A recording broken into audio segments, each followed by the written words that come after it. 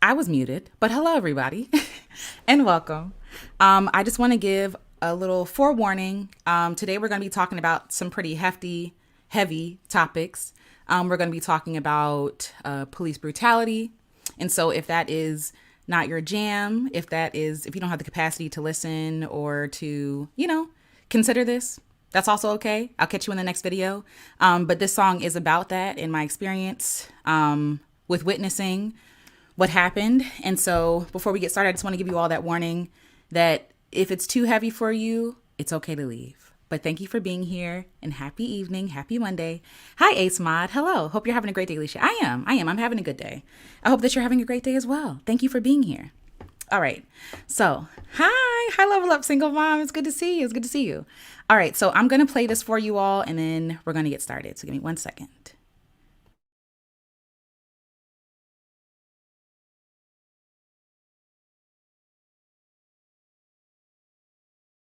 An artist's duty, as far as I'm concerned, is to reflect the times. I think that is true of painters, sculptors, poets, musicians. As far as I'm concerned, it's their choice. But I choose to reflect the times and the situations in which I find myself. That, to me, is my duty. And at this crucial time in our lives, when everything is so desperate, when every day is a matter of survival, I don't think you can help but be involved. Young people, black and white, know this. That's why they're so involved in politics. We will shape and mold this country, or it will not be molded and shaped at all anymore. So I don't think you have a choice. How can you be an artist and not reflect the times? That, to me, is the definition of an artist. All right. So hi. Hello. Hi, Pisces Pret. Hello. Hi, Mom. Hi, Love Heals. Thanks for making us aware of this via Facebook. This is how I learned of tonight's events. Love and hugs to all. You're welcome. Thank you for being here. So that was Miss Nina Simone. Hi, Wing It Wolf 500. It's good to see you. It's good to see you. Hi, St. Cloverton James Jones. Yay. I haven't seen you in so long. Hello, hello. So that was Miss Nina Simone talking about what it means to be an artist, right? In her mind, to be an artist is to reflect the times. So I'm going to play it one more time. So hopefully you all heard the sound. Let me make sure.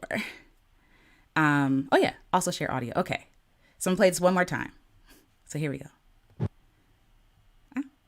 An artist's duty, as far as I'm concerned, is to reflect the times. I think that is true of painters, sculptors, poets, musicians. As far as I'm concerned, it's their choice. But I choose to reflect the times and the situations in which I find myself. That, to me, is my duty.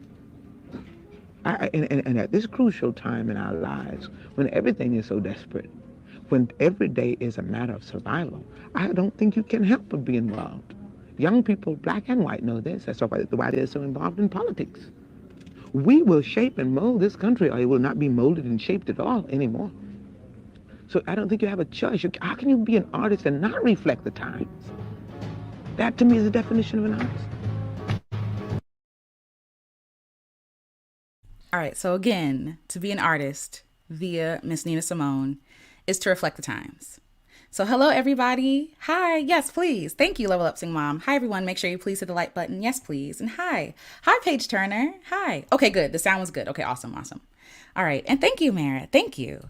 I appreciate it. It's from Target, as everything I wear is from Target. But hello. All right. So like I said earlier, this is going to be a heavy topic. We're going to be talking about police brutality. So in the summer of 2016, I was at work, and the summer of 2016 was rough.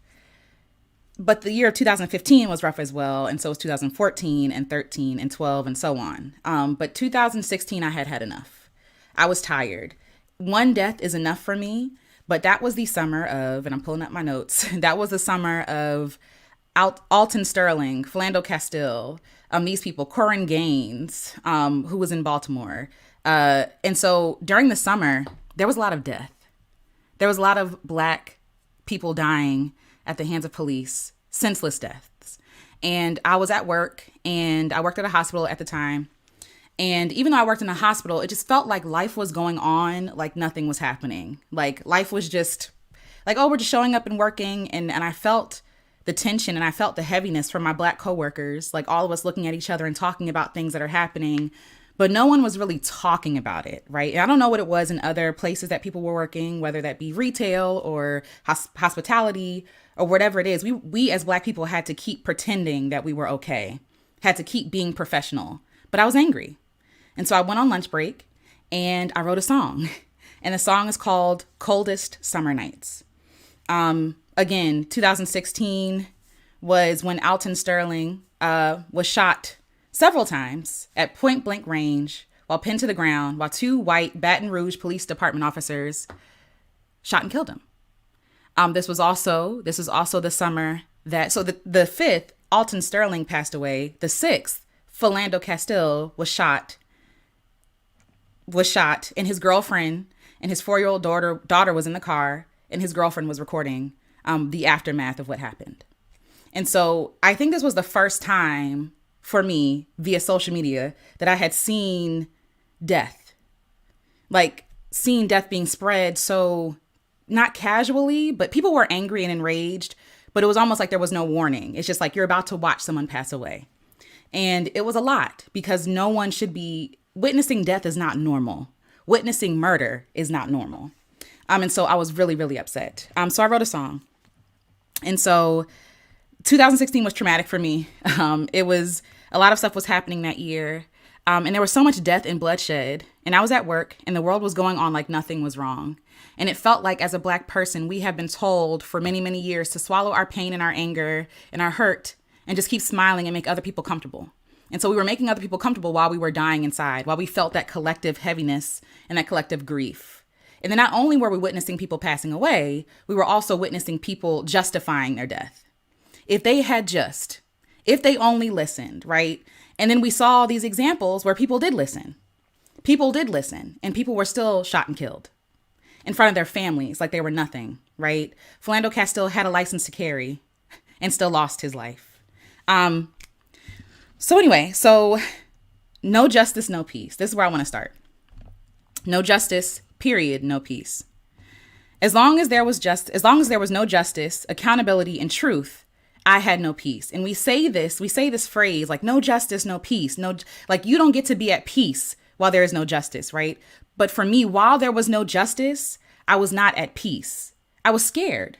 I was afraid. I think those watching these things happen, watching Michael Brown being shot and killed and laying in the street for hours like he was a nobody, right?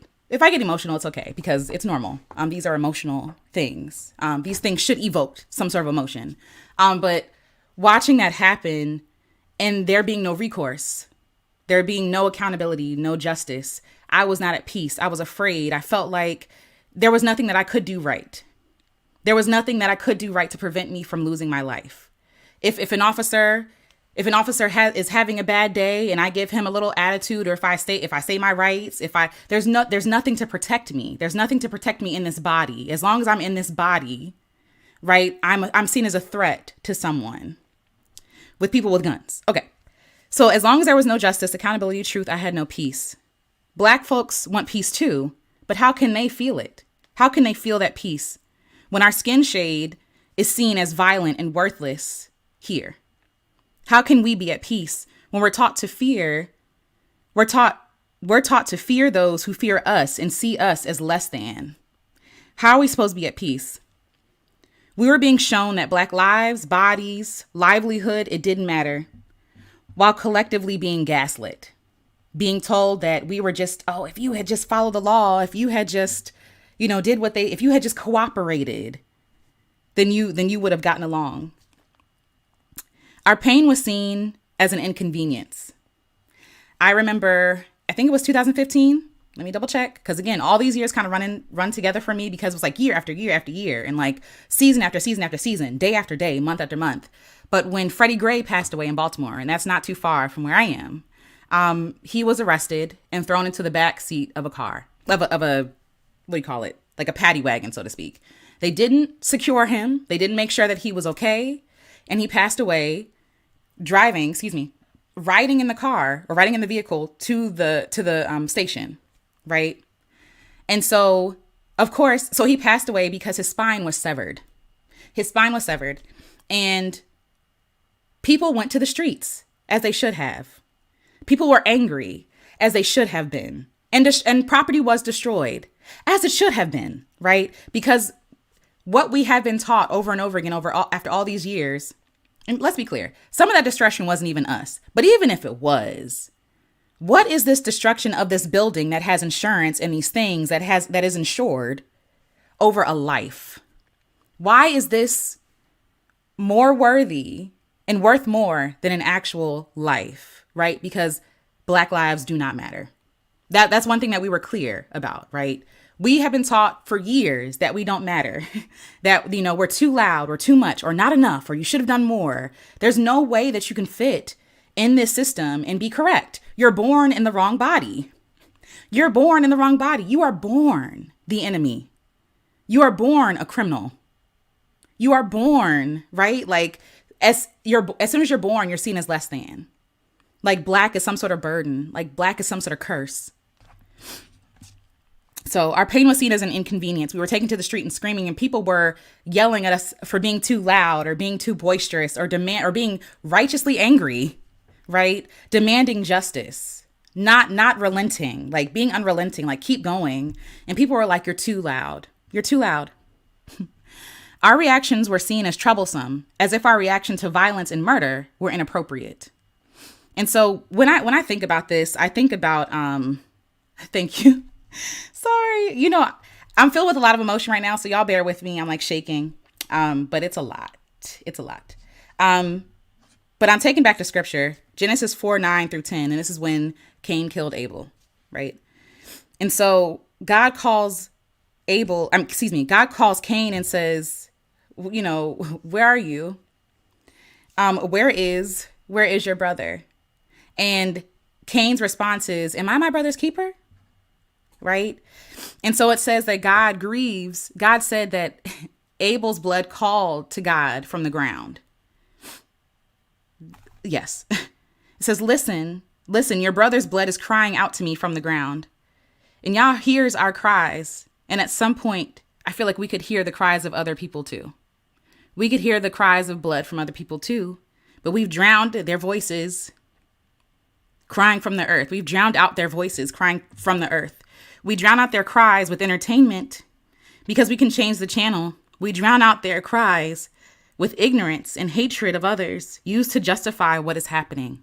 Instead of actually struggling, instead of actually struggling with the people that we should be struggling with, the people that we should be warring with, we make the victim the enemy because it's inconvenient to actually change the system.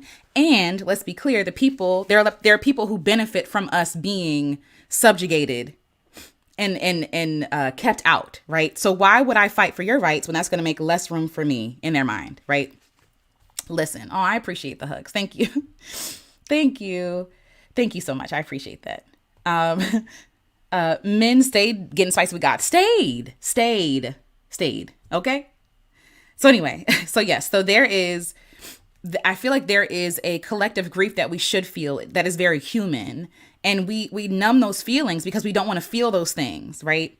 Or because it's inconvenient or we don't feel like talking about it, right? And today apparently was not, and I missed it. Today was like the world stopping for what's happening in Gaza. So forgive me, I did not know. But I think that as we're talking about this, it's kind of parallels, even though it's very different, right? But it parallels with the same idea of the heaviness and the weight and the anger and the rage. So God grieves over spilled blood. God grieves over the death of people. God grieves over the murder of people, over the mistreatment of people, over the disenfranchisement of people. But we have become numb. And now we speak for God and say that God doesn't care, that God is okay with this, right? Excuse me. We deafen ourselves. We kill the sensitivity in our eardrums, the drums of justice gone deaf. If we heard all the blood crying from the earth, we would all weep and we'd all want change. And I think about even in America, even here, all the bloodshed, all the bodies, all the lives, like all the blood crying from this soil. All the, like when I'm thinking about indigenous folks, enslaved Black people, right? Like when I'm thinking about the poor folks, when I'm thinking about the folks, on the fringes, right, of society, people being mistreated and pushed out, and how evil the world is, and how awful, how badly we talk about people. We talk about people who are queer, people who are trans, people who are poor, people who are single, people who are married or not married, or like all this stuff. Like we are desecrating the canvases of God. Like when we speak ill of people, and it grieves me when we speak ill of people, when we harm people, we do that harm to our Creator. Everyone is this is my belief, is a direct reflection and connection to Creator. So if I curse you, I curse God. If I kill you, I deface God. I kill God. Right? So anyway, so this is my belief, right? And so I want to talk about this idea of peace, right? They don't want peace. Them. They don't want peace. They want quiet. They don't want to be bothered. Everybody's talking about like, oh, just be peaceful. You can't have peace if there's injustice. That's not how that works. You can't have peace if there's no reconciliation or appropriate, reparations. There is no peace if there is injustice. That's not how that works. You want me to remain quiet to make you comfortable, and I'm not going to do that. Right? So as long as there is injustice, there should be no peace. No one should be at peace knowing injustice is happening with no recourse. Peace. The definition of peace is freedom from disturbance, tranquility, or a state or period in which there is no war or war has ended. And war has not ended. Since this land was stolen, war has not ended here and obviously throughout the world, right? But like talk specifically here about 2016. War has not ended here. There has been a war on Black bodies since our bodies got here. There has been a war on indigenous people since white people came in and stole their land and their resources. Right. And it's interesting to me because you want peace, right? But you benefit from the cries and the spilled blood of multiple people. You are standing on the broken bones and the blood of people, the labor of people, the stolen labor of people. But you want peace. And the people who got you here had no peace. They never knew peace. Right. OK, people wanted peace before war, before justice. They wanted peace as in blindness, deafness and ignorance. They turned blind eyes, folded into pretzels to make sense of evil, turned the channel, turned up the music, something that I don't have the luxury to do. Black pain is so American, it's so normalized that some don't even think of it as wrong. It's been normalized to see Black people in pain. Like literally, they thought that we didn't feel pain the same way that other people felt pain, right? So even with the GYN, our bodies, Black women bodies being experimented on with no anesthesia because Black women don't feel pain. Black women don't feel pain like everybody else. They're here to suffer. They're here to labor. They're here to do for us. They're here to make our lives better, more convenient, easier. So no, I don't want to hear about you complaining about pain. Right? It's the same thing. It's a thread that has been sewn into the very fabric of America. Black pain is very American. And they needed that false peace, that false sense of security. But what happens when you have that false peace at other people's expenses? You become inhumane. You lose your own humanity. And I see this, and I see reflections of it. It's almost like we become weary and tired because of so much evil, right? That I get it. Like as a survival tactic, we don't want to feel nothing because it's too painful, right? But we have to stay in there. We have to stay in that pain, in that rage, and do something with it. Do something about it, right? But I understand why people want to become numb, but there is no peace. There is no peace. In the song, I speak about, there's a line in there where I say like, there's a false sense of security that I had. And it was, I felt like, okay, if I do all the right things, I'm not gonna, get in trouble. I'm not gonna be harmed or whatever. And then I don't know how old I was, but me and my friends, me and my friend Marcus and my friend Jordan, we were out playing hide and go seek. We really were. Okay. We were adults playing hide and go seek in the park. It just is what it is. That's the kind of friends that I have. So we're out in the park playing hide and go seek. And all of a sudden, these cops pull up, pull up really, really hard and fast. And a lady jumps out the car. Right. And so she says to me, this is a black woman. And she points the flashlight in my face. And for me, literally, I'm like, I cannot see you. Like, whatever you're trying to like talk to me and you want me to go she's like, get your papers and your license and your registration. And I said to her, okay, like, calm down. First of all, relax. And so to me, like, I'm thinking like, girl, it's not that serious. Cause I'm not doing anything wrong. Right. I'm innocent here. She's shining a light in my face. And I tell her that I cannot see anything. She wants me to get some stuff from the glove compartment, and I can't see. So she has my friends putting their hands on the back of my car like they're criminals, right? And so immediately I'm like, I don't like this. It was because so I went to Towson University, and I had like a bumper sticker in the back window, and her partner, which was a white man, came up to me and was like, "Oh, you went to Towson?" And I was like, "Yeah." And then he was like, "Oh, well, I went there too." And then after he realized that he and I went to the same school, he started being nice to me. And so she went back to her car. She took my license, registration. I got a ticket, whatever. It is what it is. He came back to the car and was talking to me. And I'm just like, sir, I don't want to talk. Right. So I asked him, I was like, can you tell your partner to calm down? Can you tell her to relax? Because like, literally, I'm not being disrespectful. I'm not being unkind. I'm doing exactly what you tell me to do, but I literally cannot see when you're flashing light in my face. He says to me, yeah, sometimes she does a lot because she has something to prove, but that's just how she is, but don't worry about her. And I'm like, so that your partner is out of line, but you're not finna say nothing to her. And I keep that in my mind because that wasn't like my first like real encounter with police because, whatever, like that was my real encounter with police. And even when he knew that she was wrong, he refused to correct her. He refused to get her together. She was wildly disrespectful. She made my friends put their hands on the thing, spread their legs like they were criminals, right? And we have nothing to hide. So it's like, relax. You know what I'm saying? Anyway, so that interaction stuck with me. It stuck with me. Like, okay, y'all are protecting each other. Like, even before I knew. So then fast forward to 2016, all this is happening. And there's all this conversation about, oh, we need accountability for the cops and we need all this other stuff. And basically people talking about it like it's a gang. People in the force talking about it like it's a gang. I can't speak out because there's going to be recourse for me and all this other stuff. So there is no safety. I don't feel safe. In general, I don't like how we do policing here in the States anyway, right? When I don't care if they're off duty, I really don't care. When you're walking around with a gun on your hip, it's violent. It's scary. Your presence is changing the atmosphere by you walking in armed. You're the only one with a gun. You're the only one with the what do you call it? What is it called? Bulletproof vest. You're the only one with the bullet. You have the power here, right? And you're walking in here and your very presence is intimidating. People are going to be uncomfortable. What I really believe is that, again, this country is founded on violence. And so therefore it needs violence to continue, right?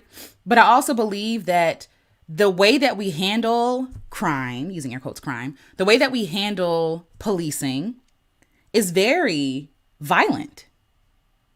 It's very violent. Just because you're a cop does not mean I trust you. You're still a person. There's a lot of human error that could happen. You could be having a bad day. You could be at your wit's end. How do I know that you're not about to have a break? How do I know that? How am I sure? Right? Exactly. Sim. Sorry, excuse me. How you got it is how you keep it. Exactly. So because, and this is another belief. I know I'm off notes, but here we are. America is paranoid because they knew what they did. When you do right by people, you ain't got nothing to fear. You don't have no reason to be paranoid or, oh, I got to protect myself. When you don't do, and I'm not saying don't protect yourself. Please don't misunderstand me. I'm talking about the powers that be, the people with the power, right? When you do well, do right by people, you have nothing to fear. But y'all know that y'all have done wrong. You know you've done wrong. You know you've set people up to fail. You know that. And because you're afraid of reaping what you've sown, now you feel like you need to over police. Now you feel like you need to harm people, right? Now you feel like you need to disenfranchise people. America is paranoid. It's giving paranoia. It's very weird. It's very strange. Hi, Pandandex. Hello. I'm glad there's someone being honest about the state of things. I think there's power in saying these things out loud. Me too. There is no peace. I think we can admit this without feeling hopeless. Exactly. 1000%. 1000%. Because if we just pretend that we're peaceful, nothing changes, right? No one should be peaceful. Like, no one should be at peace when people are being harmed. Exactly. They know what's really due to them. And it's coming, right? And it don't have to. And this is the thing. This is the thing. I don't have to harm you like you've harmed me for you to get what's coming to you. I don't. It's happening. Like, things are happening, right? Anyway, this cannot sustain itself. Okay, let me get back to my notes. Anyway, I have thoughts. But thank y'all for bearing with me because this is a lot. Yes. So they needed that false peace, that false sense of security. That false sense of security I felt for all those years was melting. Even after that interaction with that cop, I still had a false sense of like, okay, if I'm not playing hide and go seek at the park, maybe if I'm, minding my business or whatever. But then again, from all the things happening in 16, 15, 14, so on and so on, you could be minding your business and lose your life.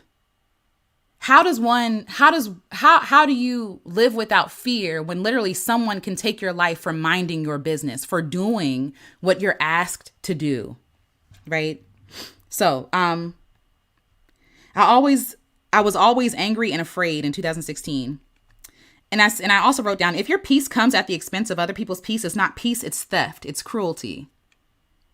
It's cruelty. It's theft. If you are peaceful at the expense of everybody else's peace and safety, it is not peace. That's not peace. That you remaining ignorant willfully, that you turning off the noise, that you unplugging and closing your eyes and closing your ears and blah, blah, blah, blah, blah, blah, blah. It's not happening. That's not peace. That's not peace. And even when you close your eyes, you know that it's happening. That's why you have to self-medicate. That's why you always got to stay plugged in and watch stuff and connect with people who are cruel and ignorant. You're not at peace either. You're angry that we're angry. Okay, but let's talk about peace. You covering your eyes and ears is not peace. You still know what's going on or do things to protect your peace. It's not peace. It's uncaring. It's callousness. That's it. It's uncaring. It's callousness. And I've seen this not in this instance, but just in life with like people, relationships. Oh, I'm protecting my peace. No, you're absolving yourself of the responsibility of the harm that you caused. You're not protecting your peace. You're not at peace. Like you don't want to deal with the repercussions of your actions. And people have done this in a very toxic way, and it's harmful. It's harmful to the person who has been offended, but it's also harmful to the person offending, right? Because without admittance, without reconciliation, reparations, equity, there is no peace. And there shouldn't be. The offended party decides what reparations look like, not the offender. So I wrote this down because even during the time, they're like, oh, this is what you should do. And I love y'all Christians, but sometimes no. Like, oh, just pray, just, whatever. No, we need to do something. We need to do something. So we've disrupted their peace for a couple of hours, right? Destroying property, maybe. And they felt a tiny bit of inconvenience. And then what is it? Life is back to normal. Oh, that happened yesterday. Or that happened last week, right? Or the reports are talking about the vandalizing of things or whatever, as if it can't be cleaned. The burning of things as if it can't be replaced, right? But life cannot be replaced. And that's what you're not reporting on. You can't keep everyone quiet because your peace is a lie. It will always come back. Because your peace is a lie, it will always come back. Death happening on the shores elsewhere will always come back to your own. Always. Always. And this is why, I don't know. I want to share my thoughts. I'm not like hopeless, right? But I also understand how things work, and what you reap, you do so, right? And America has had its hand and still has its hands in a lot of violent and disgusting things. And I think because of where we are, like geography wise, where we are, we have been shielded and protected from that stuff But that stuff will always come back and bite us in the butt. Always.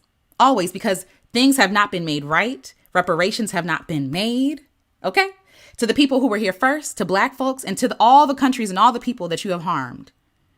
The blood that you shed elsewhere always come back to your own shores. Always. But let's get back to Genesis. Cain's reply continues to haunt me. Before Yah asks Cain about his brother's death, I don't know where Abel is. Am I my brother's keeper? And I really feel like that's how we feel. It's like, oh, that ain't got nothing to do with me. That's not me. We are our brother's keeper, or our sister's keeper, right? Or our sibling's keeper. We are our people's keeper. Like, just think about this. Cain had to literally disconnect himself from having any relation to Abel, even though Abel was his brother, his literal brother, right? But even then he had to disconnect himself because he knew what he did was wrong. And even then he dehumanized himself and then dehumanized his brother. You have to dehumanize somebody to harm them. You have to. If you look at someone and you see them as less than you, you have dehumanized them. You have, what am I trying to say? You have seen their divinity and cast it down as if it's nothing. Again, one of my tenets in how I treat people, right, is like, you are a reflection of God. You are God, right? Like, you're a piece of God. Like, you're a masterpiece, right? And so if I say that I love God, right, but I hate you, that's scripture. Then I don't love God. If I say I love God and treat people like trash, I don't love God. If I say I love God and I'm murdering people and celebrating the murder of people, I don't love God. It's a lie. So to even get in that place where Cain was like, oh, I'm not my brother's keeper. He had to dehumanize him. He had to lie to himself first. These people have to lie to keep not caring. Cain was cursed after that, by the way. The land cannot outrun its curses. And there are so many curses here. That's what I was trying to say earlier. There's so many curses here. All that blood, like I talked about earlier, the blood of slain people cries out to God. God is not deaf. God did not forget. God did not forget. America is still running from justice and what it really means and what it really takes. But they can't afford it, even though they think that they can. They think that they're untouchable, right? And they talk about we can't afford, we can't afford reparations, but you can afford to send millions and millions and millions of dollars elsewhere for the death and destruction of people.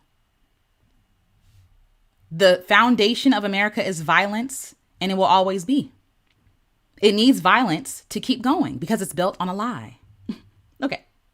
So, yes. So I said in scripture, right? America, like I said, America is paranoid because he knows, and I call America he.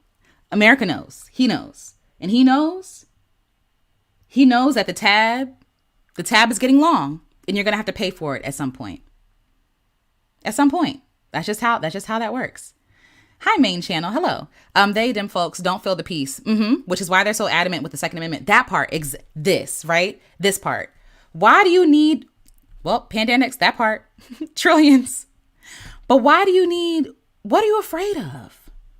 The right to bear arms against who? What are you afraid of? Is it that you know how violent you are and have been, and that you've only been able to acquire things by violence? And so therefore, if you put down your guns, if you put down violent things, you have nothing? Is it that? Because that's what it sounds like to me. It sounds like you know what it is. And exactly, they don't have peace because they're paranoid. They're paranoid. They're paranoid. But again, when you treat people right, you don't have to be paranoid. You ain't got to worry about nothing. Oh, yay. I'm glad that you're here. I'm sorry. I know it's a little heavy, y'all. I appreciate y'all being here. I do. Jamal says, people have to make that separation towards others to treat them with such evil. Yep. The othering is necessary. Exactly. Which is why, right? Like, you have to come up with stupid stuff like, oh, Black people are not as smart as other people. Oh, So therefore, they're animals. They're not real people, because you can't see them as people, because then you would see yourself. You can't see them as people and harm them, because then that would make you a brute beast the whole time you are already, because you know that they're people. JSim 7, billions for war, but none for reparations. That part. Ooh, there's one war in particular that happened. I remember Iraq was something like $4 trillion plus. That is wild. That's wild. That's wild. Sad part is if they repented and paid reparations, they could have peace. They could. They don't want it though. Pride comes before the fall. Like this, and this is a thing. Like whether it's scripture or whether it's things that we say, like the golden rule, right? Treat people how you want to be treated. That's a general consensus around the world, right? I mean, for the most part, it's like y'all haven't, and so what do you think is going to happen, right? Hi, striding through doors. I'm sorry, I'm just seeing this. Hello, good to see you. Thank you for being here. So, yes. So during this time in 2016 on my lunch break, I felt hopeless. I felt hopeless and helpless. People were passing away and it felt like there was nothing I could do. We were storming the streets. We were demanding justice. And year after year, the same stuff kept happening. Then fast forward to 2020, a mess. 2020 was a mess, right? And it's like, how are we back here? Let me actually. So the picture that I used for this thumbnail is a picture of my mother-in-law. And we were at a protest in High Point, North Carolina. And the back of her shirt, I really liked what her shirt said. And it was just like, to me, it's like a good picture. She had her fist in the air. And I think it says something like, I don't want to be anything but a black woman. Like, yes, it says something like that. And same, right? But there was a woman there with a sign that said like, I'm 61. Why am I still marching for racism? I'm 61. Why am I still marching for racism? And I think about that, like, how grieved my ancestors would be, right? Me and my mom and my husband were talking about that, like how people who have passed on, who have seen some stuff. Again, my grandfather was born 1912. He's seen some stuff, okay? He was born 1912 in Missouri. And I just imagine how grieved he would be. How grieved he would be to see us in the same place, 104 years after his birth. Like, really? We're back here? I would have thought we would have been somewhere. Girl, listen, 1.1 trillion is still a lot, okay? That's still a lot. That isn't, I know what you're saying. Like, it's not multiple, but still, like, $1 trillion. We don't even know what that looks like. You know what I'm saying? We don't even know what that looks like for real. Let me see if I can pick up this picture. But yes, it's a woman that basically said that, like, why am I still marching for the same stuff that I marched for before? This is nuts. It's nuts. I'll find it later. Let me get back to my notes. But yes. Hi, a villainous crone. It's good to see you. There's a video going around of an Israeli official saying after they murked Palestinians, black people. Okay. It's all over YouTube. If black people don't get what's happening, they're about to find out. This is the thing. I have thoughts, but I'm gonna process give me time. I'm gonna process my thoughts and share them because I don't want to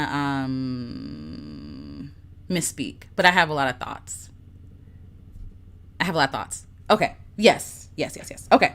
So I felt helpless and unprotected and vulnerable. You can do all the right things and still.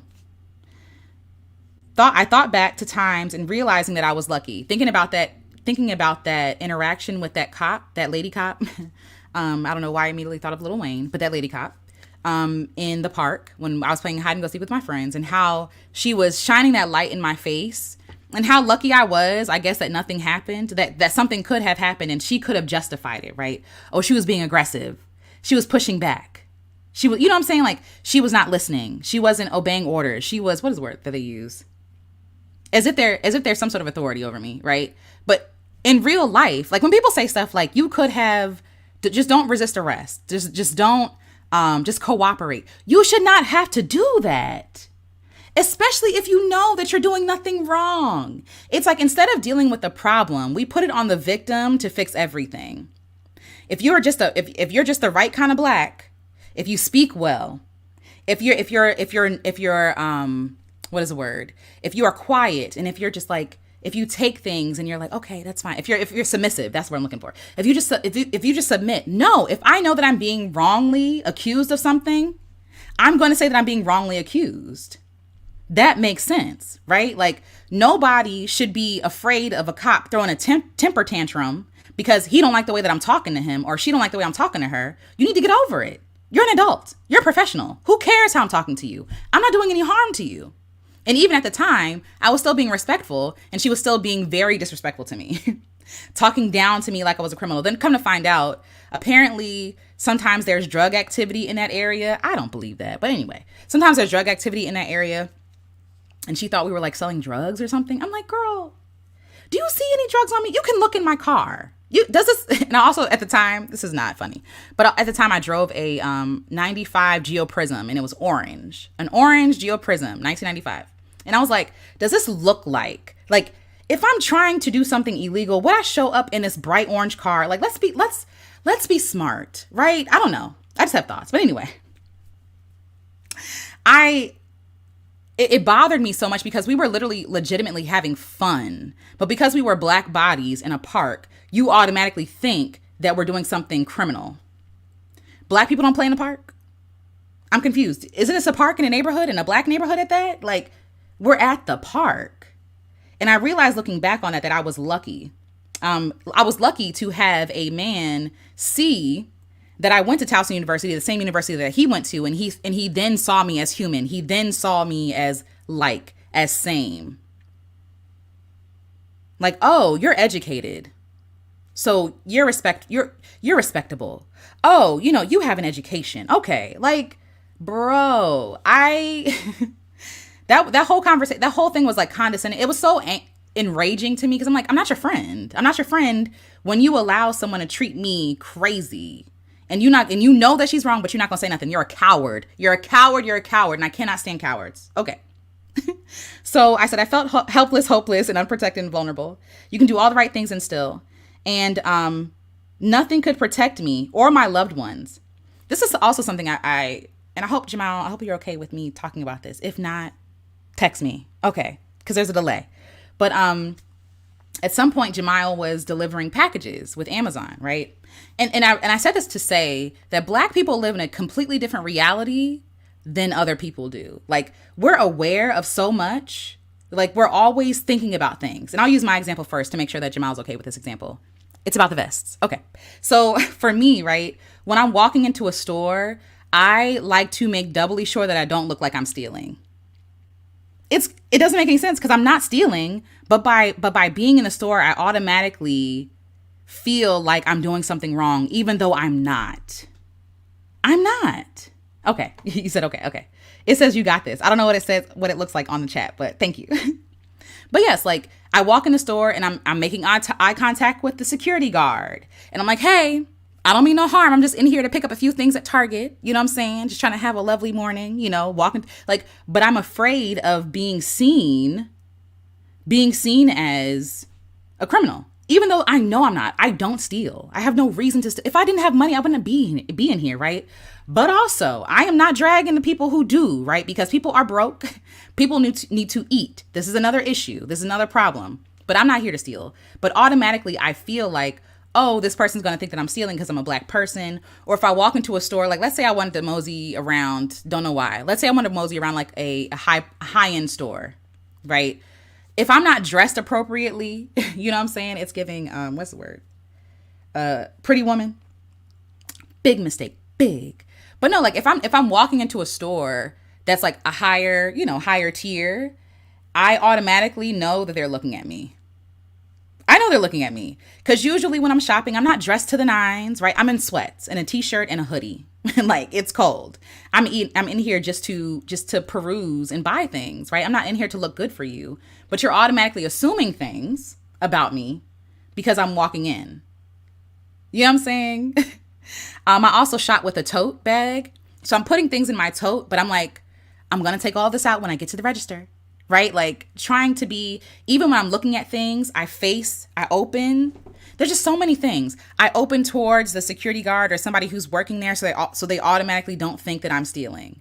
Because, hey, you can see what I'm doing. I'm checking out these prices. I don't like it. I don't like the way this looks. I'm gonna put it back, right? So yes. Wingwell 500. The hyper awareness that is used. Yes, because we have to keep our head on a swivel because, like, we're living a completely different reality. So you talking about peace? That is not peace. That's not a peaceful experience. We don't just get the benefit of the doubt, right? Like, I go to some stores where I live, in some towns, all the stuff is locked up. Deodorant, toothpaste, like things that people need. I saw a video where somebody put a sticker on like meat or something to make sure people didn't steal it. And I'm like, so y'all know that it's too expensive and you know that people are broke. Let me get this straight. You're afraid of people stealing deodorant? It's not even electronics that I'm talking about. Fine, whatever, right? But even still, I don't like shopping in places where I feel like I'm a criminal, where I have to ask your permission to look at a product. I don't like that. I don't like that. And when I see stuff like that, I'm like, you're insulting the people who live in this neighborhood. You shouldn't even have a business here. If you have this little faith in the people in this neighborhood, don't put a business here. Don't do that. Talking to you, beauty supply stores, all y'all beauty supply stores around here, me walking in and you ask me, I don't need anything. Thank you. I'm fine. I said I didn't need anything in the first place. You walking back and forth through the aisles, you're not a good actor. I know you're looking at me and I'm going to sit here and take my time, right? Like, anyway, if you're afraid of people, do not set a business in that place. It's that simple. It's that simple. Anyway, but yes. Yes, I got accused of stealing something at a truck stop. Marissa, I'm so sorry. Yeah, it's like they immediately assume like, oh, whatever. Y'all can't afford this. Y'all like what? Meanwhile, it's your own people that's working there. They're stealing. That's a whole other conversation. It's the people working there. Y'all got, and I don't even like that when people steal from places, especially like food places, like grocery stores, and y'all got pictures of them and say they can't come back. It's just humiliating. It's just tacky. It's disgusting. Hi Pisces Pret. Yep, I take my hood off when I enter. Same. Make a point of having receipts in my hand. I said receipts. Receipts in my hand, especially on our new day of no free bags. Yes, exactly. Yes. Hi braids like Brandy. I bring small bags to most stores for that reason. Yep. Nope. Not giving those scoundrels my money if I don't have to. Exactly. Oh my gosh, yes. Can I help you? No. I would have asked you for help if I needed help. No. It is. It's so much extra mental work. Exactly. And so just think about like how exhausted we are as a people from always having to be conscious of stuff that people are not conscious of or aware of. Like people get to walk around ignorant and confused and don't know what's happening. We don't get that luxury. We don't. We have to know that we know that we know. And especially if you're a Black woman, you have to know that you know that you know. You got to be watching all them people and Black men. So sorry. That's our reality. That's our existence. Or grab my phone out before I walk in a place so I'm not reaching my bag. Oh my gosh, this. If I need to put on chapstick or something or get my phone, I open my bag and I'm opening it wide so people can see like I'm getting in my bag and getting something or putting something in my pocket. Was that today? I was at Target today and I put something in my pocket and I was like, I hope they don't think I'm stealing nothing. Because I literally just put my phone in my pocket. That's it. That's it. 2 L's. It's good to see you. And yes. I don't go in beauty supply stores with bags. Yeah. Some beauty supply stores want you to check your bag. I'm not doing that. I don't know y'all. I don't trust y'all. Y'all could be stealing from me. Yes, like Roy Wood Jr. said, we can't afford to walk out of a store with raw merchandise. Yep. Need a bag and receipt in hand. Exactly. Oprah dressed down to a shop in a New York store and she was unrecognizable and deemed suspect, but she doesn't talk about that. See? Yes, exactly. A truck stop. Hello. Pisces Pret. Alicia, don't stop anywhere off 695, honey. It's all locked up. The day I couldn't touch acetone at Walmart. That part. Yeah, I'm sorry. For those, 695 is like the Baltimore area. But yeah, that's crazy. Like fingernail polish. Y'all are not, stop it. It's insulting, isn't it? A truck stop. Whew, okay. Oh, yay. It's good to see you. Yes. Hi, gorgeous one. How are you going to have a prejudice against your target market? Make it make sense. Exactly. Because they see us as ways to make money. Like the way that they view Black bodies has not changed. It has not changed. They see us as a way for them to make money, but they don't see us as human or respectable. They see us as a way to make money, but they don't see us as human or respectable. Just like, give me your money and get out. That's basically what it is. Give me your money, get out. Go. Right? That part. I've stopped shopping at any store that makes me feel insulated. Yeah, they won't get my money. Exactly, exactly. And sadly, some people don't have that luxury, right? That privilege, and it makes me sad for them. Like if you don't have a car and you walk into that Walmart, like this is the only place that you can go, right? And so like they're taking the options away from us to be treated with dignity.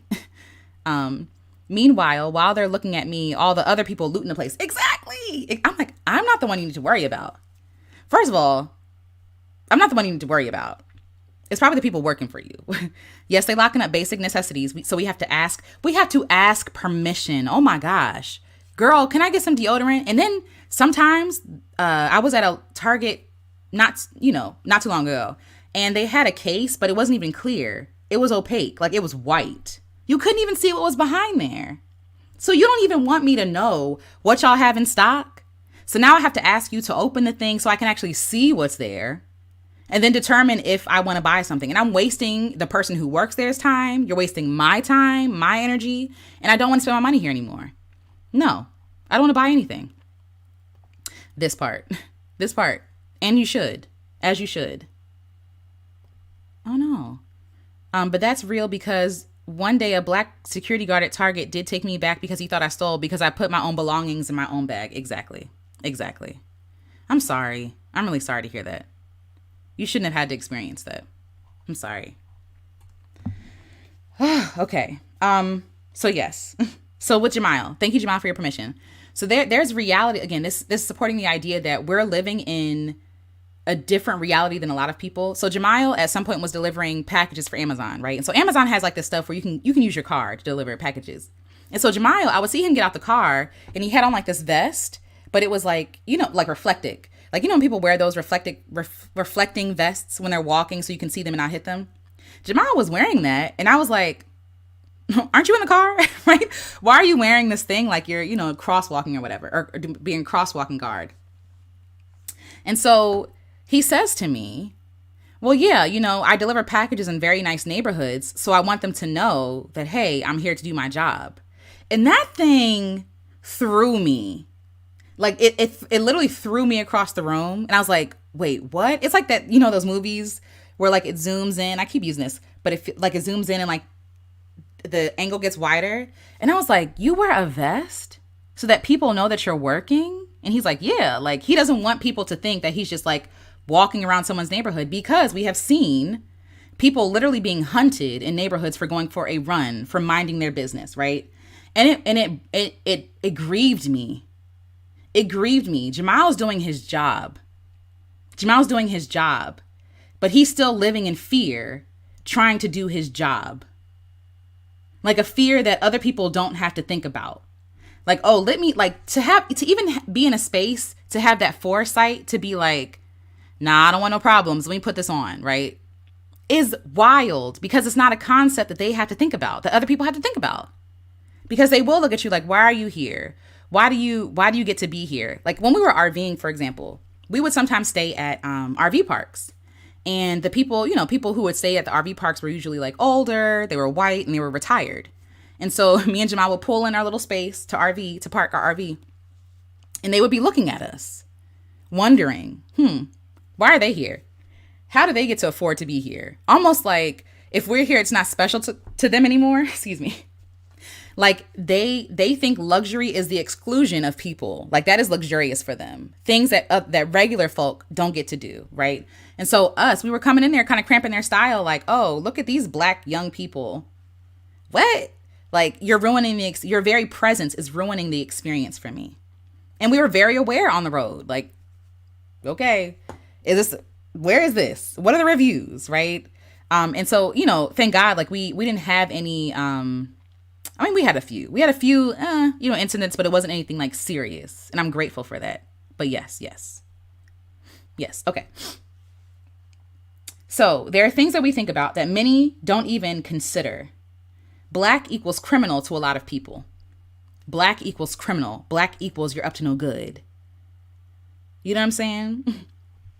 Oh, hi, Tea Time Beauty. Hello. Alicia, I hear you. Things like this make you act different while on the road. Absolutely. I'm looking around. I'm looking at the people looking at me. How are they looking at me? Let me get my things and go.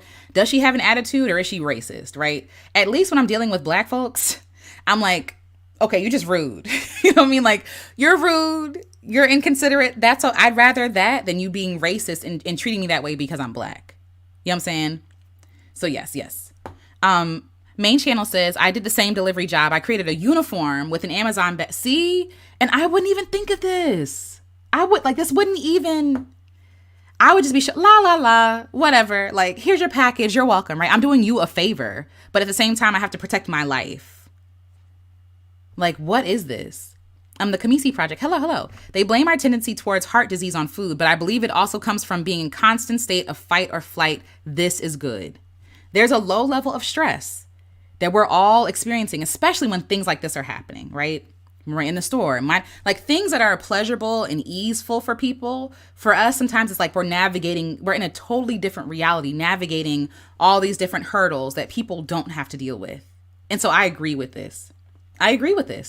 There's a low level of stress that we're all under all the time. And then you pour in respectability politics. I saw somebody else brought that up earlier. You pour in respectability politics. Am I black enough? Am I the right kind of black? Am I showing up? Am I respectable to you? Even with black people, it's so silly. Like, oh, I don't deserve humanity because I don't look how you think I should look. It's ridiculous. We create more stress. We create more problems for each other when we're just trying to survive. Yes, exactly. It just shows how limited their minds and life experiences are. Black people RV and have been RVing and have been in nature. Yes. Yes. Like my grandparents loved nature. Like, yes. Wow. Double consciousness in practice. Exactly. Same. I hate it too. And I'm really sorry, main channel. My heart breaks. Like when I heard Jamal's story, when I'm reading this, it breaks. Cause like, a villainous crone says there's black people that aid in white supremacy and proudly do so. I know a few. Yeah, same. And they do. And they think it's going to save them. And it's not. Because respectability saved no one ever. The doctor said it's called weathering. Ooh, last night. Yes, Dr. Kimani's channel. Yes. Please check out. Let me actually put the link here.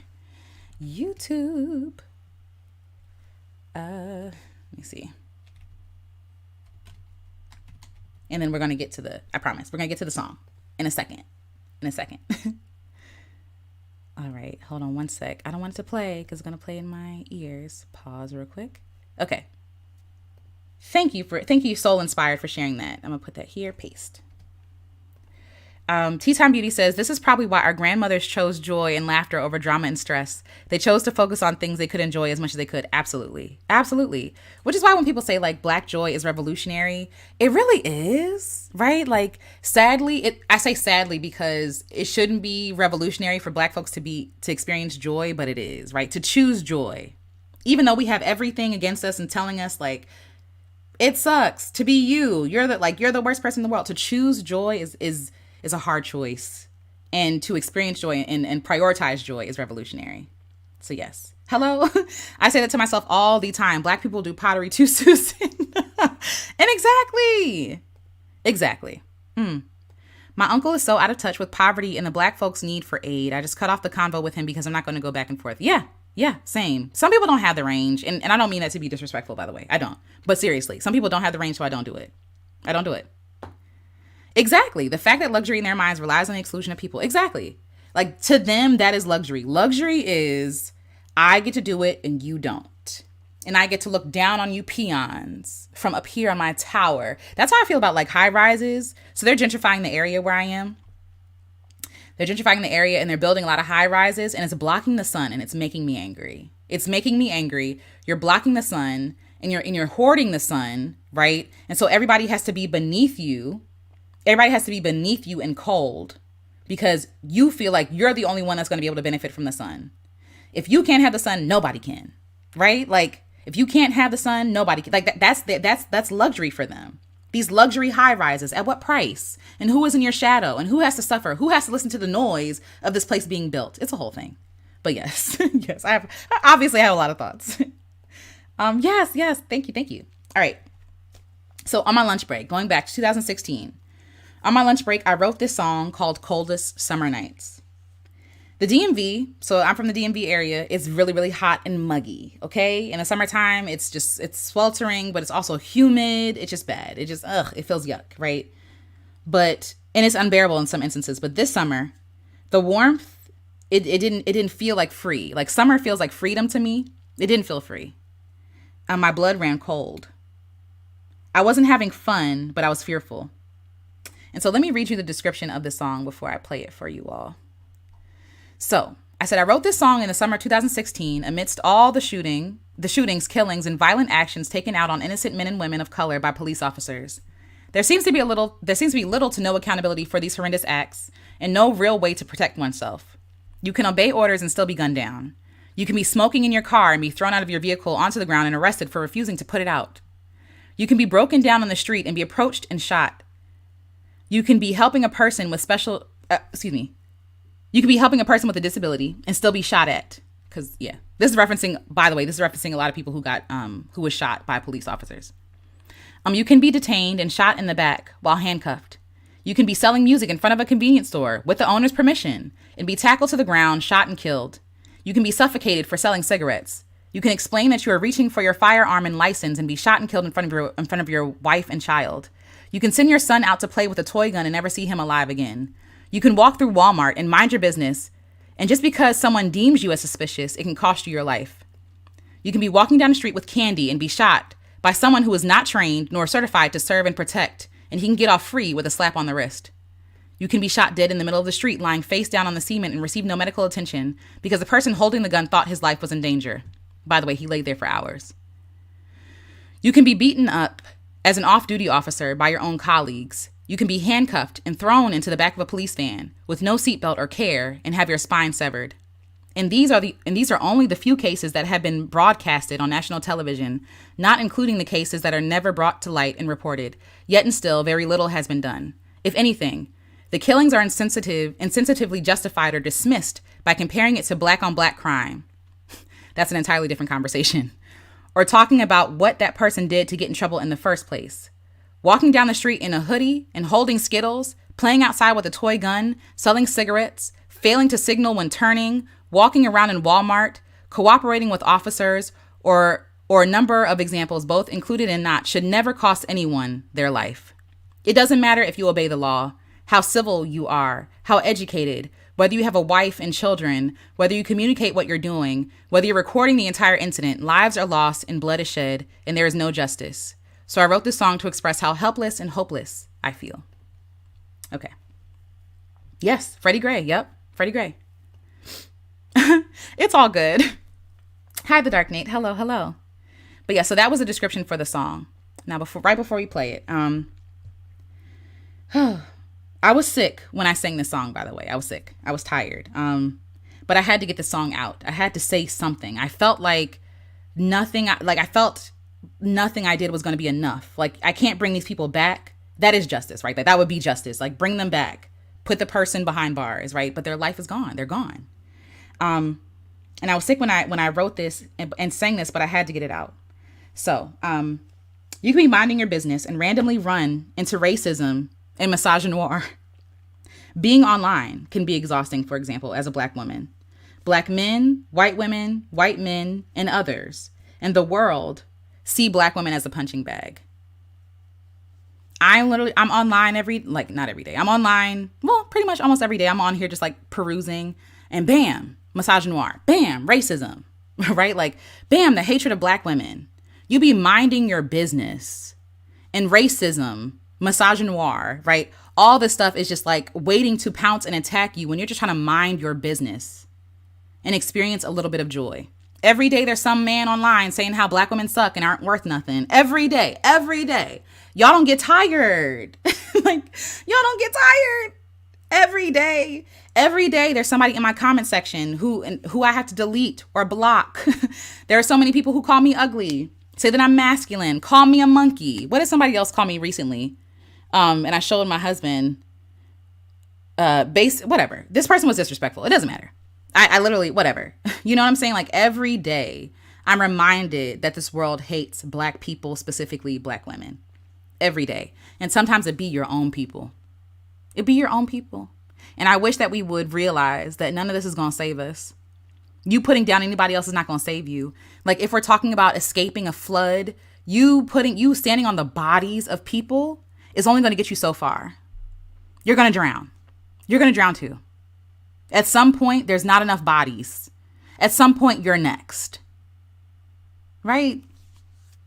Okay.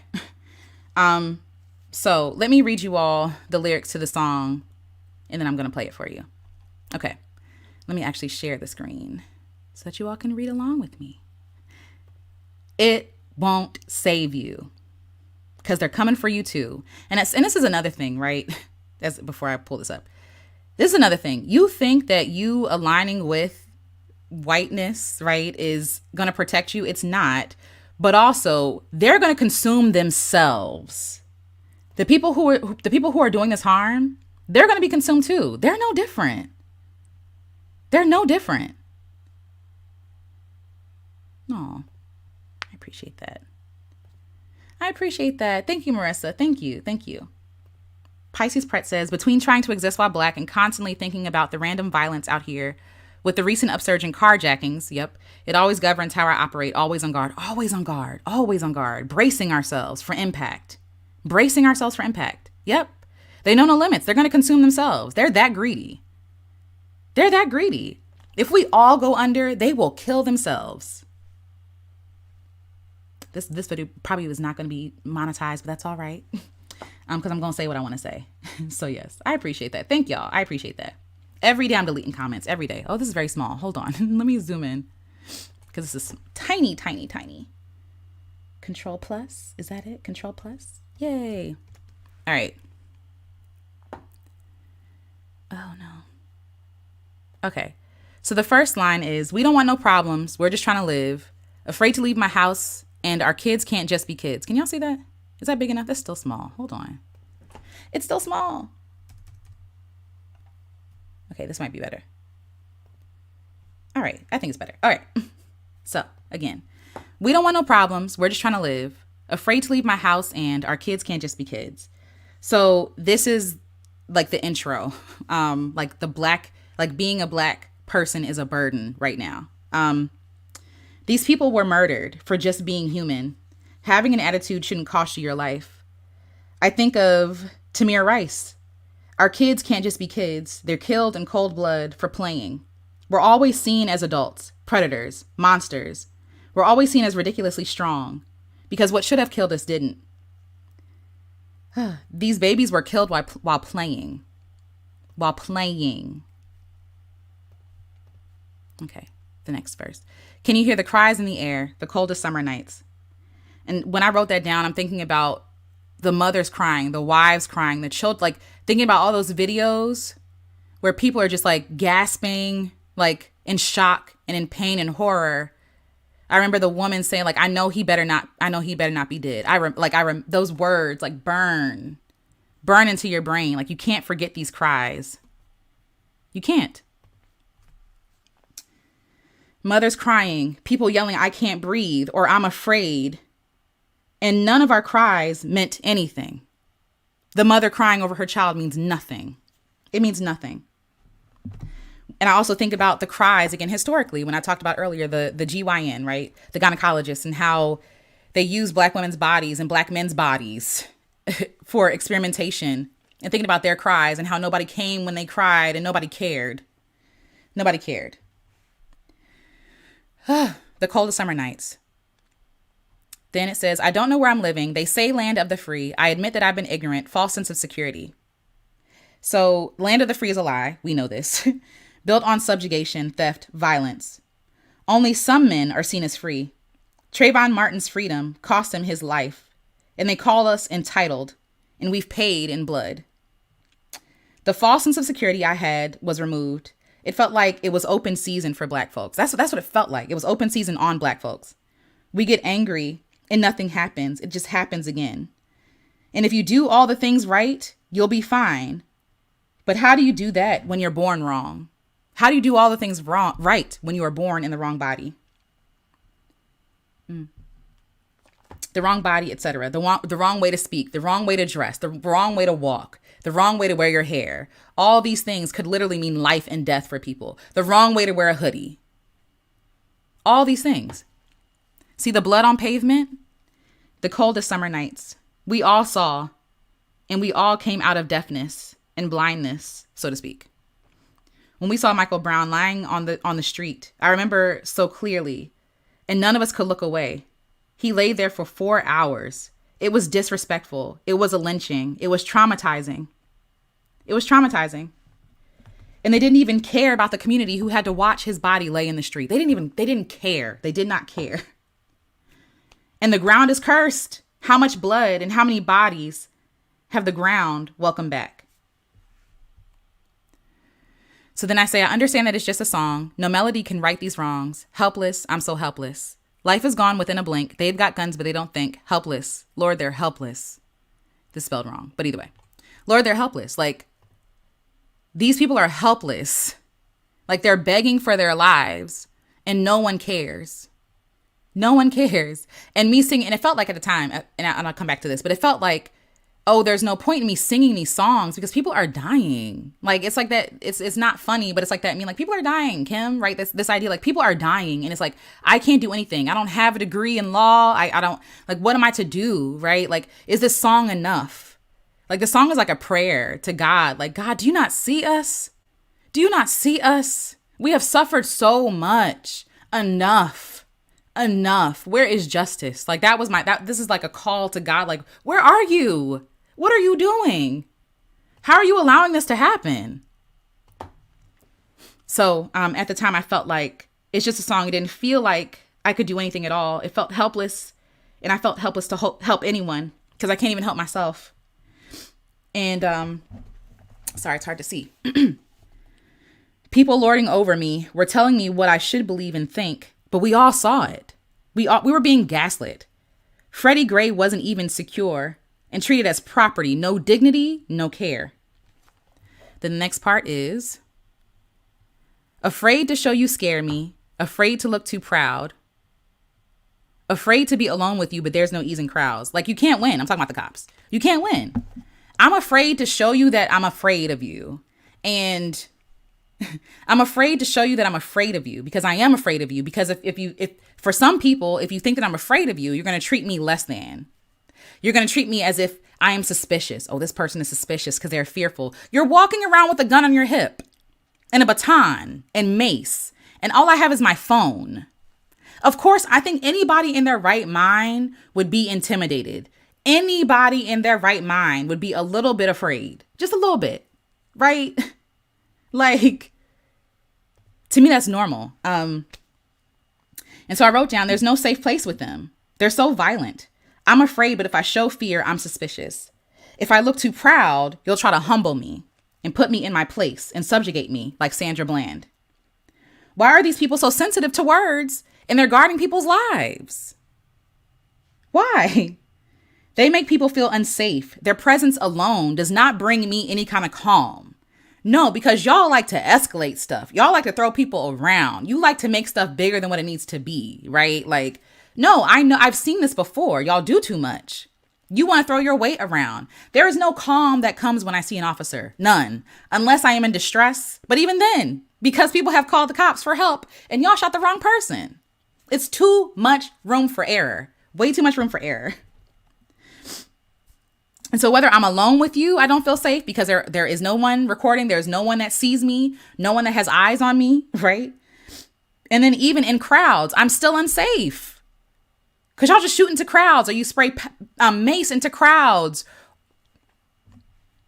There's no safety around y'all. Y'all don't make me feel safe at all. Okay. I said they've got guns, but they don't think. Like they shoot first and ask questions later. I felt like my life was in danger. Do you know that your life was in danger? And then also, why work here? Like why work here? If your life is in danger every day and you hate it, then don't work here. Like, I don't understand that logic. I'm sorry. I know there are cops out there. So sorry. Don't get it. If you're afraid for your life, like all the time, it probably shouldn't be the job for you because you're going to be paranoid and you're going to make mistakes. You're not thinking clearly. You can't see clearly.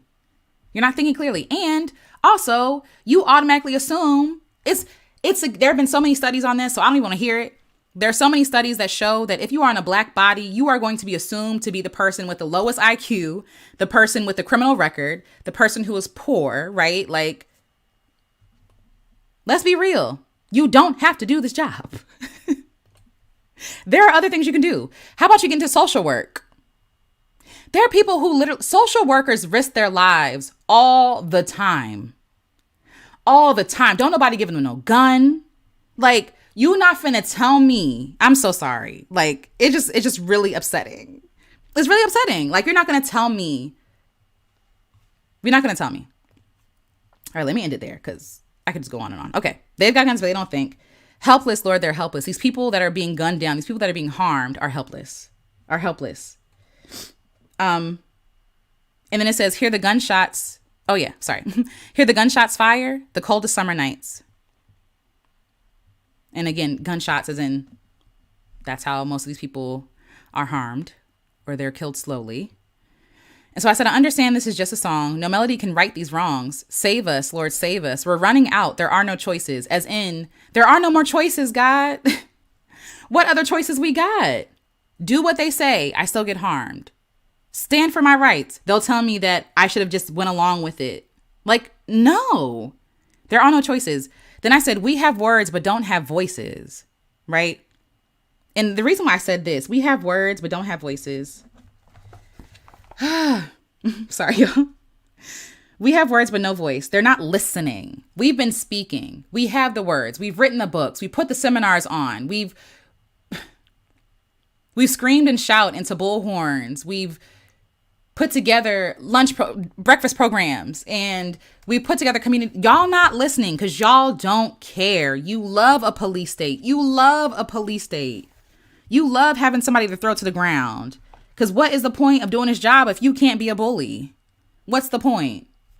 Right? We have words. Our words, my shelf is full of books from Black women specifically. We have words. We ain't got no voice because they're not giving us a voice. So that's what that line means. We have words, but don't have voices. Okay. I'm gonna get to this. Sorry, y'all. Save us, Lord, save us. Then I said, hands up, don't shoot. They still kill you.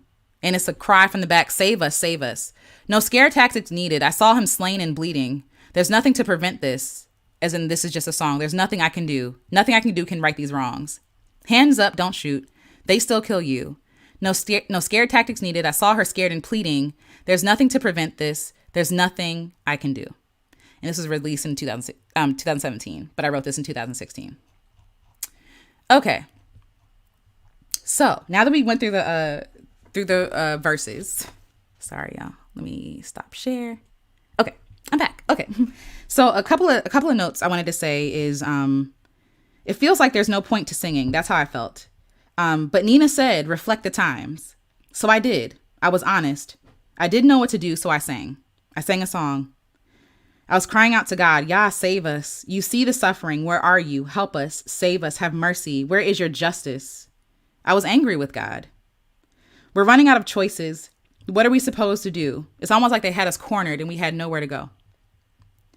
We have words but no voices. They're not listening, but we're speaking. We're crying. We're praying. Till we lose hope in our collective voices. And hands up, don't shoot. They still kill you, right? We don't need scare tactics. The threat of shooting, the threat of violence, we see what y'all do. We know what y'all do. We see. We see. We saw her pleading with you. You did nothing about it. You enjoyed it. You enjoyed her pleading. There's nothing I can do, but I did. I spoke. I sung. I cried. And it's still impactful. Don't stay silent. Speak in the way you can. Heal, feed, write, love, speak. Use your voice. They can't take your voice. And even as I think about the voice, right? I think about, that made me emotional. Even as I think about the voices, I think about the blood crying from the soil. Their voices are still crying. They have not lost their voice, and you should not lose your voice either. Don't allow them to silence you. Your voice is powerful. I don't care if you think no one's listening, you're listening, and you deserve to hear your own voice. Okay, sorry. Jamal says they love it as long as they're not having their freedoms, comfort infringed on. Yep. Then it's a problem, period. Yep. The Kamisi Project. Hard pill number 1. They're not listening because they don't have to. They would never tolerate the treatment they give us. Never. Which is why they're so paranoid. Because if we get in power, their fear is that we're going to do to them what they did to us. That's their fear. That's what I believe. I don't know. It's not a fact. I haven't asked, but that's what I believe. That's what I believe. Yes, we have words but no voice. Exactly. That part. Yes, this. And they do it because they can, because it brings them joy to see us in fear. Absolutely. Because they know how powerful we are. So they love to see us on our knees. They love that. It's sick. Exactly. You don't have to do this job. You don't. The like number is perplexing. Oh, yeah. If you can, you all, please like the video. I appreciate it. Thank you. I was like, wait, what? No, but yes. Thank you. Soul Inspire says, we don't run the sick system, and because of that, they make the laws and rules, but only enforce what they want. Many of these officials are paid off. 1,000%. That's why it feels like you have no choice. You really have no voice. Like, oh, just vote. It's like, we've been voting. Y'all don't listen. And you go into these, you represent whole states that are against what you say, but you push it along because you just want to. Like, it's giving like facade. It's giving fake. It's giving fake power. But yes. Oh, you're welcome. Thank you for showing up, Alicia. I needed this group processing. Thank you for the safe space to speak the truth. Thank you for being here. Oh, thank you. I appreciate. Thank you for your generosity, Tea Time Beauty. That really means a lot to me. Thank you. I really appreciate that. Thank you. Oh, Nina Simone would hug you. I would hope so. I love Nina. Hi, Mecca Merkaba. I'm gonna walk in here black in sweats with my cute hobo bag and stroll slow and shop. You can start following me if you want to. When I walk in here, I'm gonna troll you and start following you back. That part. My favorite thing is to catch them looking at me. Be like, I see you. I have eyes. I wear glasses. I have eyes. I can see you. Anyway. But yes. Hi, Daniel Berry Sports Highlights. Hello. This is the part when you do evil, you can't rest. Exactly. And that's why they paranoid. That's why. All right. So I'm play this song for y'all, share my last few words, and then we're going to get up out of here, y'all. So thank y'all for listening. Thank you for being a part. Let me make this a lot smaller now. What is that, 100? No. I don't know. Anyway, I'll fix it later. But this is the song. Let me share the screen. And then I'll play the song for you all. What is I was sick when I sang this. No. But here's the song, you all. I hope that you enjoy. Let me mute myself.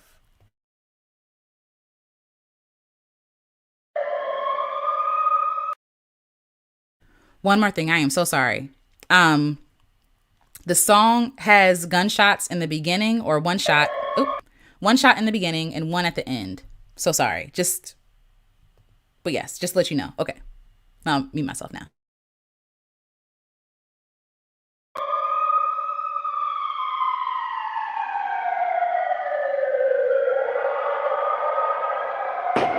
We don't want no problems.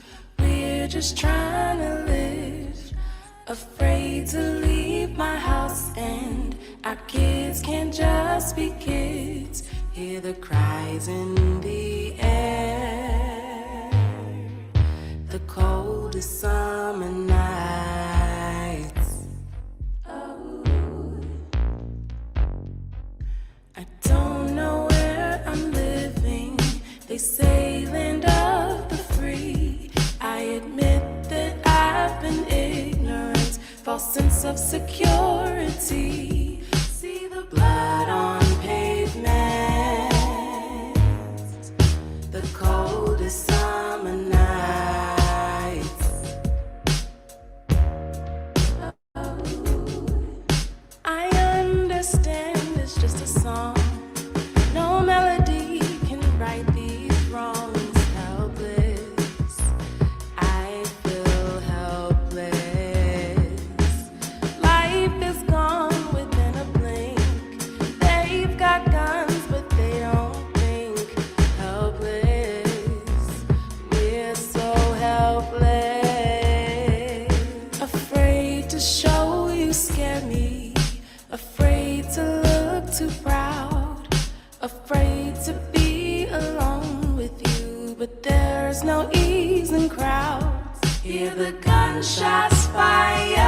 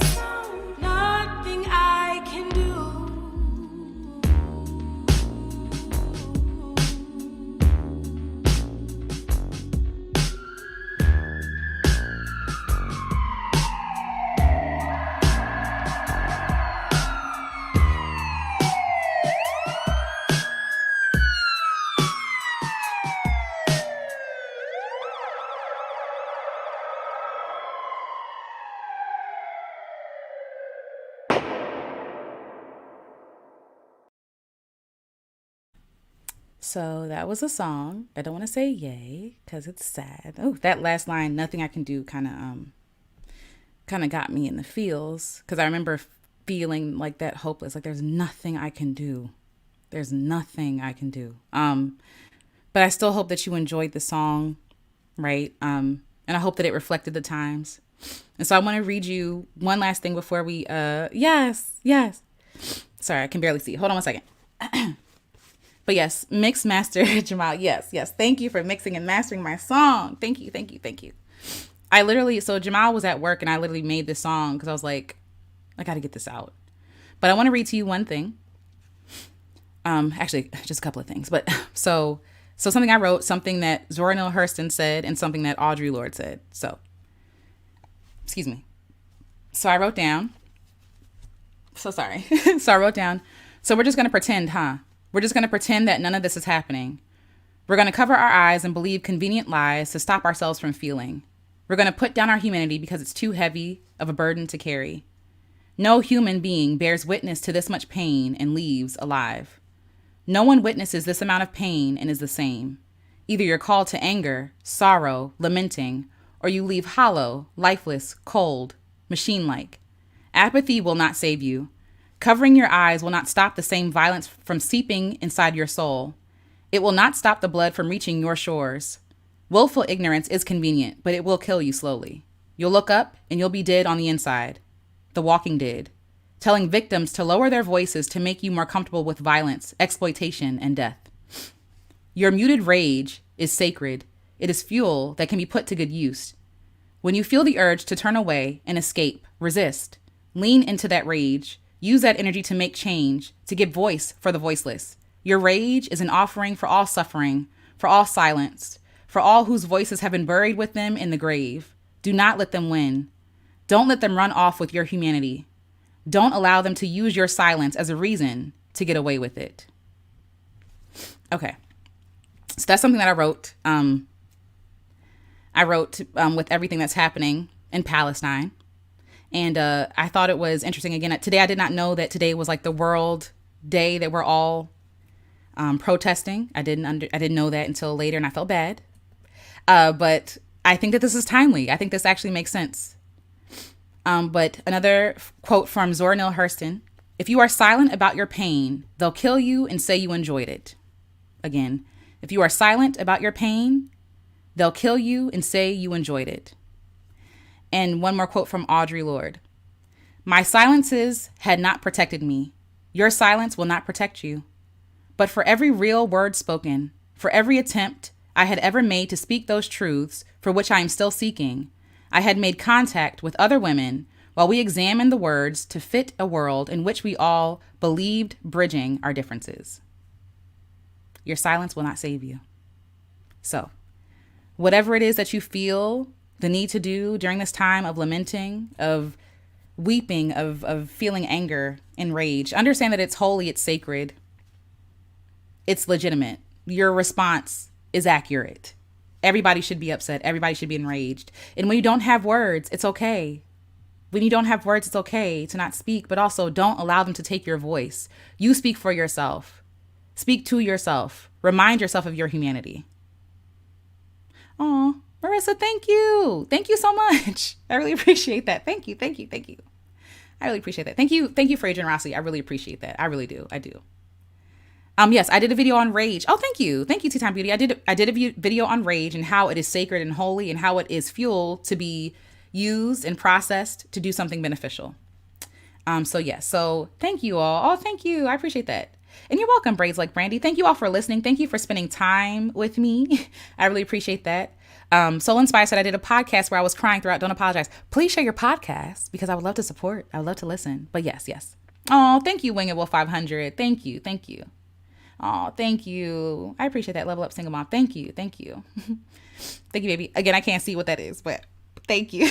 Thank you. And I'm glad that you all like the song. I'm so glad. Sometimes it's really hard for me to sing songs that are like emotionally charged because like I be wanting to cry. And I guess if I cry through a song, that's also okay. But yeah.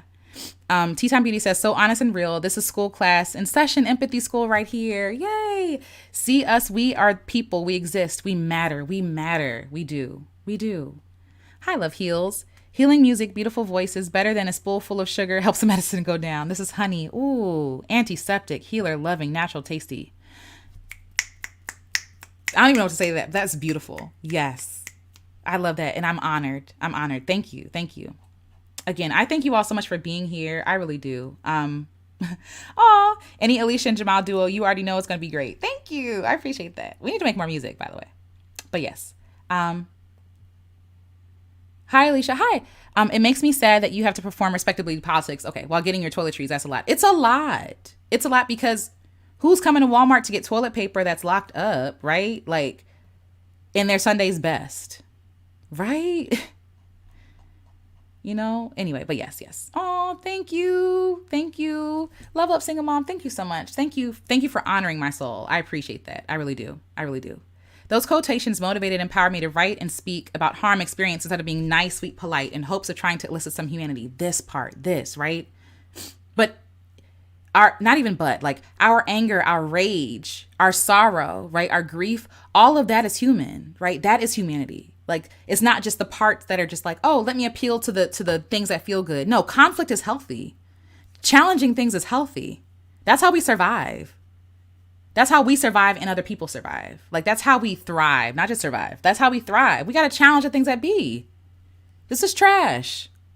And y'all see it on trash. You'll see trash, but you want to push the trash over there so you don't have to be bothered with it. No, the trash is still here. We still got to deal with it, you know? So, big hearts to you. Thank you. Thank you. Again, thank you so much for being here. Thank you for spending time. Thank you for the moderators. Love Up Single Mom. The Dark Nate, where are you? The Dark Nate, Jamiel. Thank you for being here and keeping us safe. I can't find y'all. I can't find y'all. Thank you for keeping us safe. Yes, there we go. There's another one. And the Dark Nate, where are you?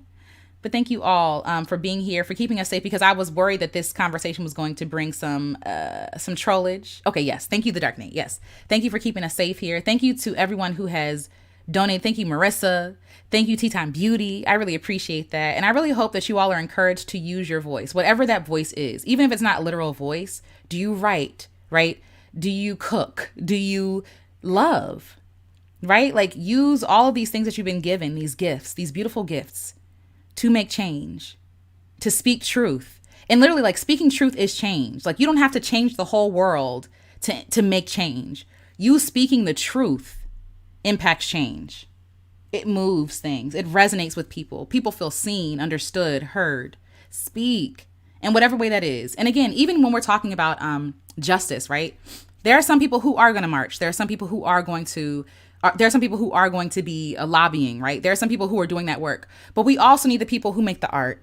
We also need the people who cook. We need the people who keep houses, right? As in, like, keeping their house for allowing people to come in. We need the medic. We need these people. We need to be seen by other people, to be affirmed by other people. Your gift is not too small. Nothing is too small. You are holy and sacred. You are holy and sacred. Your voice is powerful. Your voice is powerful. And we are powerful. That's something else. I know I said we're about to leave. I know. But that's something else that I wrote down earlier. Like, we are powerful, and not in the way that they understand power, because power is not subjugating other people. Power is not excluding people. Power is not making people feel small. Power is love. Power is kindness. Power is generosity. Power is honesty. This is it, y'all. Okay, here we go. This is what I wrote down to myself. You are powerful. You are so powerful that you don't need to rely on lack, violence, scarcity, subjugation to dominate.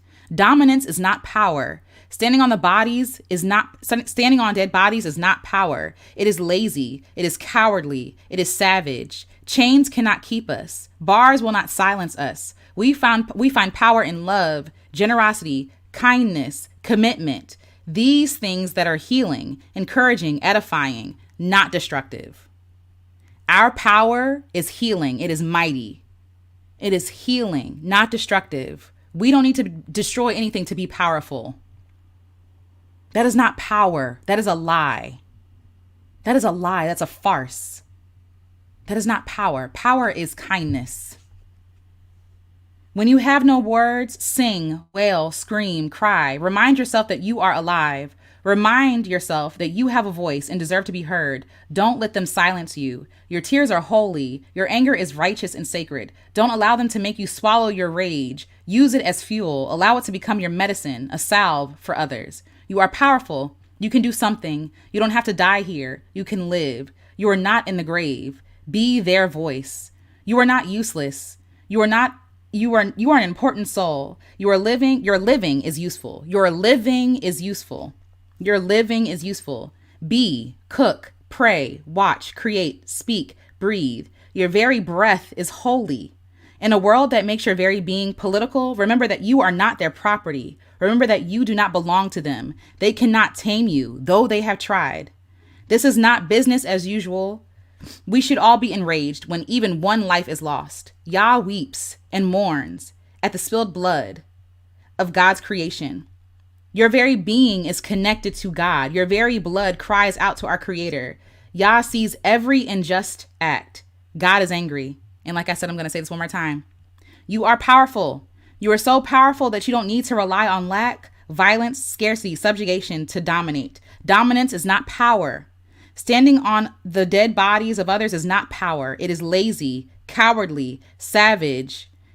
You're too holy and sacred for that. Chains cannot keep us. Bars will not silence us. We find power in love, generosity, kindness, commitment. These things that are healing, encouraging, edifying, and not destructive. Okay? So I love you all, and I mean that. I love you all. Please love yourselves, and please love each other. See one another as sacred. Because you're sacred. See one another as sacred. You are a reflection of each other. You are connected to each other. I don't care what other people are saying. Oh, it's not my business. It should be your business. The suffering of people should be your business. It should be your business. I don't care what this world says. It should be your business. We should all care. Okay? So I love you all. Yes, you don't have to die here. You don't have to die here. Keep living. Keep living. Keep speaking. Keep trying. I don't care how many times they try to shut you down and shut you up. You keep speaking. Even when it's hard, you speak. You speak. Standing on dead. Yeah. The subject of social justice makes me so angry because why? Why do we have to fight for the right to exist? Exactly. Oh, I love you all so much. I really do. I really do. I hope that you can feel the love. The passion that I feel is love. Like at the root of all my passion, it's love. It's care. It's love and care. Yes, God is angry. We all need dominance is not power. It's not. I'm powerful just by existing. I don't need to make anybody feel small because we all are powerful, right? It doesn't have to be the exclusion of you for me to be powerful. There's enough power for all of us to go around. So I love you all. I hope that you have a wonderful evening. If you need to de-stress, please do. And again, I'll put the link to the song here just in case like you all want to check it out. It's also on Spotify. And remember what Miss Nina Simone said? The artist's duty, if you agree with it, the artist's duty is to reflect the times. So reflect the times. Be honest. Be honest. You've been put here for a reason during this time for a reason. Okay? So I love you again. I love you. I love you. I love you. Love yourselves. Love each other. And I will talk to you all in the next episode. Keep your humanity. All right. Bye, everybody.